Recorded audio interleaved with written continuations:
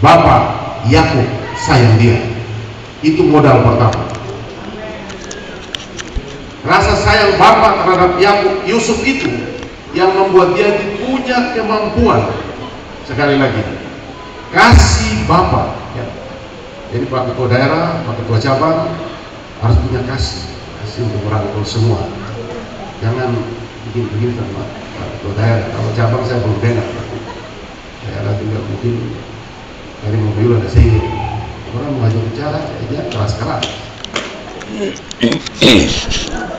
Kasih bapak, sekali lagi, kasih bapak merupakan modal dari Yusuf untuk menjalani skenario dari bapak yang tidak diberitahukan kepada Yusuf tentang skenario itu. Pertama, taat, tekun melaksanakan pekerjaan rutin. Apa pekerjaan rutinnya Yusuf? Mengantar makanan kepada kakak-kakaknya yang dia tidak tahu atau tidak tahu kakak-kakaknya punya perasaan benci terhadap dia, tapi dia dengan sabar antar makan. Ini yang masuk, yang saya bilang, menyediakan hidangan di depan lawan, ini masuk satu. Beri kemuliaan buat Tuhan. Bayangkan antar makanan kepada orang, dia sudah datang. Berkali-kali dia antar. Bapak sudah. Dia tidak pernah bilang, Bapak, tolong masa depan saya diatur ya, karena saya sudah taat. Tidak. Dia taat saja. Melaksanakan itu ya. Gak usah bikin untung rugi, bikin perhitungan dengan Tuhan. Tuhan pokoknya kalau saya begini, kau tidak bikin, saya tidak sebanyak, saya tidak melayani, saya pindah ke gereja lain. Jalan suci kasih ganti berapa? Di sana gunung, di sini lembah. Gunung rata, lari ke lembah. Lari terjebakkan bahasanya. Begitu. Tapi saya ingin beritahu kepada saudara sekalian, dalam skenario yang Allah rencanakan, Yakub juga tidak tahu, dibenci oleh saudara-saudaranya, tetap dia taat melaksanakan tugasnya. Jadi kalau ada orang yang tidak suka kita, suka tidak suka, jangan meninggalkan pekerjaan Tuhan ini. Jangan. Saya khusus teman-teman hamba Tuhan, teman penatua, ingat, ada orang benci, orang tidak suka, jangan meninggalkan pekerjaan Tuhan. Ini adalah skenario, ini adalah rekayasa yang sekarang kita kenal. Nanti di 2024 mulai masuk 2024, ini adalah politiknya Tuhan Allah Jawa. Untuk apa? Untuk menggenapkan visi itu. Dalam perjalanan skenario kita dibawa Tuhan supaya kita menjadi orang yang akan balik, orang yang mampan, dewasa. Haleluya. Tolong jangan tegang ya. Ini saya belum masuk ke yang punya intisarinya, endingnya saya belum masuk. Apa penghambat? Apa musuh yang menghalangi sehingga kita susah makan hidangan yang berkat luar biasa di depan mau makan, tapi ada musuh yang menghalangi? Apa itu musuh itu? Bentar saya akan baca. Ada yang bisa jawab kepada saya, kapan tirai itu terbelah yang memisahkan ruangan suci dan ruangan masuk? Kapan tirai itu terbelah?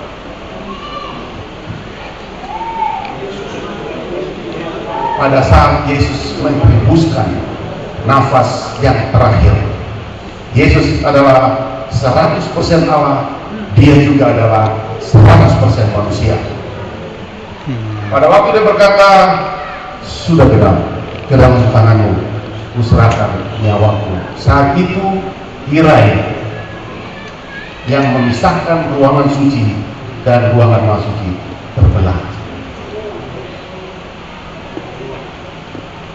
Saat itu kemanusiaan yang Yesus pikul atas nama manusia di dunia ini selesai, dan dia muncul dalam satu kehidupan yang baru, tubuh yang baru, tubuh yang penuh dengan kemuliaan. Setelah tirai itu terbelah, robek, baru nanti ketemu dengan tabut. Ada kerubium di tabut itu, perlindungan, kemuliaan. Tapi pada waktu buka penutup peti dari tabut itu, akan diketemukan 3 benda di situ. Orang yang sudah memasuki ruangan Maha Kudus akan berhadapan dengan tabut. Peti penutup terbuka, 3 benda itu akan terlihat. Tongkat kayu yang pernah bertuah, 1, 2 loh batu, 3 bui-bui yang berisi mana. Haleluya, haleluya. Semua coba berbahasa roh. Orang bersyukur. Semua orang bersyukur.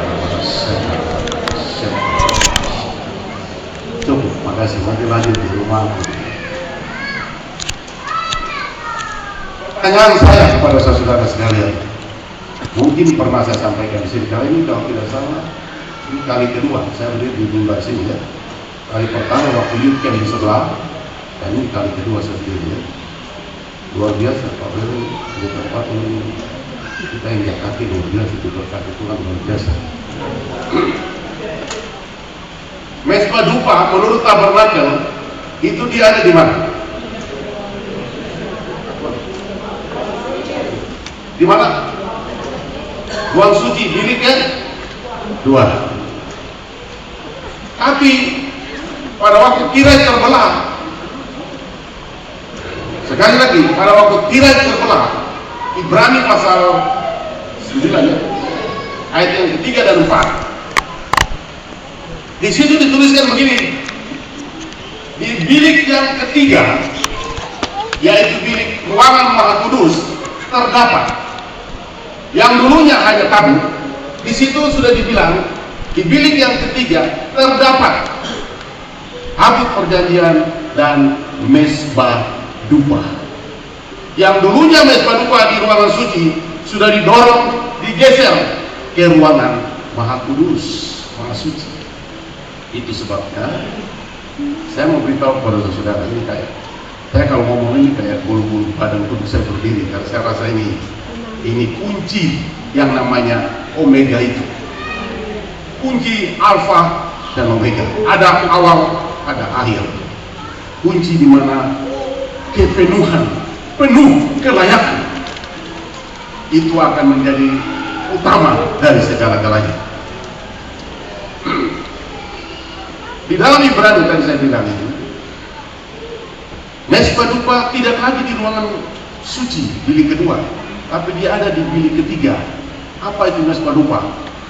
Mesbah dupa itu adalah tadi dibilang, Pak yang tidak bilang di sini, orang yang menyembah Bapa di dalam roh dan kebenaran. Ada orang menyembah tapi tidak dibarengi, tidak disertai dengan kebenaran. Padahal menyembah itu akan menikmati hidangan-hidangan yang luar biasa. Yang sakit disembuhkan, yang susah dihiburkan, yang datang dengan berbagai masalah pulang dengan kebebasan. Tapi karena menyembah tidak disertai dengan kebenaran, hanya roh saja tapi tidak ada kebenaran, makanya kita tidak menikmati hal-hal yang luar biasa. Pintu tirai itu bicara soal daging, kedagingan. Galatia pasal 5 ayat berapa itu? Galatia pasal 5. Perbuatan daging, perbuatan tirai telah nyata. Apa itu? Itu pasal 1 bacanya. Satu itu saja, yang lain tidak usah dibaca. Ayat 19 kalau tidak salah ya. Galatia pasal 5 ayat 19 mulai. Coba baca. Galatia 5 ayat 19. Perbuatan daging telah sabar. Perbuatan daging, tirai telah datang. Satu. Iya. Iya. Iya. Iya. Iya. Perseteruan, perselisihan, iri hati, amarah, kepentingan diri sendiri, percideraan, roh pemecah, kedengkian, kemampuan, pesta pora dan sebagainya. Terus begitu. Terhadap semuanya itu, kuperingatkan kamu, seperti yang telah kubuat dahulu, bahwa barang siapa melakukan hal-hal yang demikian, ia tidak akan mendapat bagian dalam kerajaan Allah. Haleluya. Tidak mendapatkan, dengan kata lain, tidak diizinkan masuk bertemu dengan tamu. Tidak diizinkan. Yang melakukan hal-hal seperti begini tidak mendapat bagian dalam kerajaan surga. Dengan kata lain, kalau tirai tidak mau dirobek, maka kau sampai kapanpun tidak akan memandang tabut Allah itu. 1 Samuel pasal 6 katakan, tabut Tuhan itulah nama Tuhan. Haleluya. Semoga daging-daging tirai-tirai yang tadi dibaca tidak ada di saudara. Semoga tidak ada ya. Tapi biasa orang bilang di sini tidak ada, tapi di sana sini ada. Semoga itu tidak ada ya. Sebab berapa tahun kita sudah jadi pengetua? Berapa tahun kita jadi hamba Tuhan? Berapa tahun kita jadi umat Tuhan? 5, 10, 20. Tapi kalau karakter daging itu masih terus kita bawa, ingat dan ingat. Alkitab tadi kita baca, kau tidak akan mendapat bahagia dalam kerajaan Allah. Mesir ke Israel, Mesir ke itu, kalau saya tanya ke guide jalan kaki hanya 2 minggu, saya tanya kepada guide yang antar kami itu, kok putar sampai 40 tahun? Warung pasal 8 dikatakan sengaja Tuhan bawa putar selama 40 tahun supaya kelakuan Mesir ditinggalkan dalam perjalanan selama kurun waktu 40 tahun. Saya jadi hamba Tuhan di tanah ini sudah berapa? Masih lupa lagi. Coba hitung dari tahun 75 puluhan tahun. Saya datang, kamu tidak tahu. Kamu datang, saya tahu. Tidak perlu istilah itu ya. Jadi kamu melawan saya, tolong.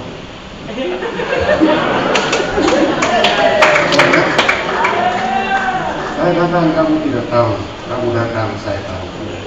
Artinya saya jadi hamba Tuhan, saya jadi penyetua, Pak Dolfi jadi hamba Tuhan, Bapak Yusuf jadi hamba Tuhan, Bapak Edi jadi hamba Tuhan, Bapak Adrian jadi hamba Tuhan, kamu tidak tahu. Tapi pada waktu kamu jadi hamba Tuhan, kamu jadi penyetua, kamu jadi umat, kami tahu. Karena kami yang mendoakan, kami yang menetapkan. Itu dia punya kesimpulan ya. Jangan ada yang melawan banyak. Kamu bersyukur karena saya di Mama Yu masih ada nih. Meskipun Mama masih tarik kaki saya juga, kepada ada tarik juga. Tapi Tuhan masih tolong saya sampai saya masih bisa jalan berdiri di rumah. Mari kita saling menghargai. Saya menghargai saudara. Mari kita saling membuka jaringan-jaringan komunikasi untuk kita saling memberitahu bahwa jangan jalan sini ya. Jangan jalan sini, ikut yang ini ya. Roh Kudus yang ada pada kita akan beritahu. Orang Majus datang dari sana untuk datang mempersembahkan korban kepada Yesus di kandang Bethlehem. Firaun bilang, kamu pergi kembali kasih tahu saya akan pergi sembah Yesus lagi. Sampai di sana Roh Kudus bilang begini sama mereka 3, kamu datang dari sini, pulang dari sini.